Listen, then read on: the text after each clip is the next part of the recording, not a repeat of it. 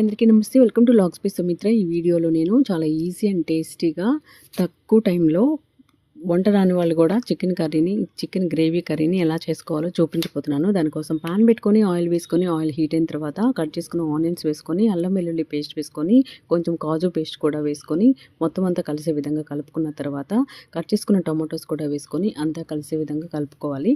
ఇందులోకి రుచికి సరిపడా సాల్టు, పసుపు, కారం, గరం మసాలా, ధనియా పౌడరు మొత్తం అన్నీ వేసుకున్న తర్వాత చికెన్ కూడా వేసుకొని మొత్తం అంతా కలిసే విధంగా కలుపుకున్న తర్వాత పుదీనా, కొత్తిమీర వేసుకొని కొంచెం వాటర్ యాడ్ చేసుకొని అంతా కలిపేసుకున్న తర్వాత మూత పెట్టుకొని 5 to 15 minutes పాటు ఉడికించుకున్నామంటే చికెన్ గ్రేవీ కర్రీ మనకు చాలా ఈజీ అండ్ క్విక్గా రెడీ అయిపోతుందండి.